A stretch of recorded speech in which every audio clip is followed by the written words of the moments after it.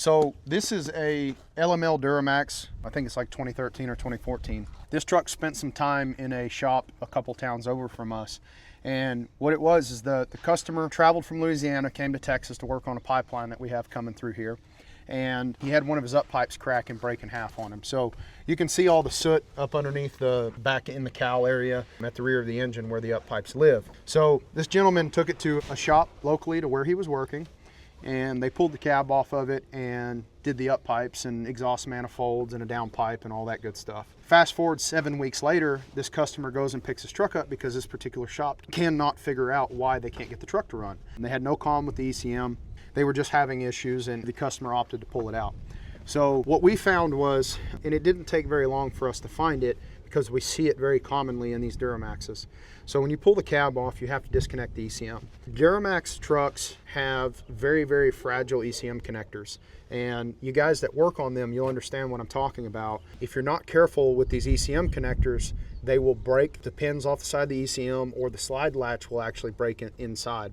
So exactly what happened here is that they were very rough with the ECM connectors, and when they went to put it back together, they didn't have the connectors fully seated, so the truck could not communicate with the ECM, so it's never going to start. The second issue that we found was when this shop couldn't figure out why the truck wouldn't run, I assume that they just thought in their minds, hey, we have a connection issue, which they were correct. It's just the wrong spot that they looked. Every single connector that they disconnected on this truck is completely full of dielectric grease. So I'll show you this one right here. We're just grabbing a random connector and pop it open. Look how much dielectric grease is inside that connector.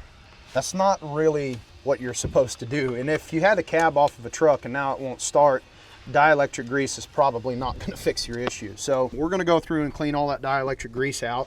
The dielectric grease is good, but it's not made to just be pumped inside of a connector and just pack it full and then put it on and okay, we're good to go. So we're going to clean all that stuff out. We have to put 3 new ECM connectors on the ECM plugs, and this guy will be ready to go back to work. A little bit of diagnostic goes a long way.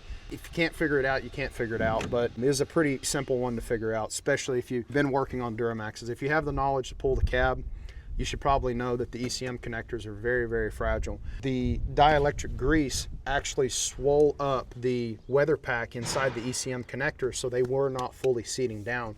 It was balling up the weather pack as you tried to seat the connectors down. So we knew we were replacing the connectors. I just went ahead and pulled the weather pack out and seated the connector all the way. Truck turned over twice, boom, fired right up. So ready to go. We're just waiting on a few parts to show up. Of course, our snow and ice is inhibiting our UPS drivers and everything else in Texas. So as soon as we get parts, this thing will be back on the road and maybe headed back to Louisiana, worry-free. So if you guys have an issue with a truck, or if you're a shop and you're having trouble getting one to run, we're here to help. So give us a shout, 682-217-5949. We'd love to help you.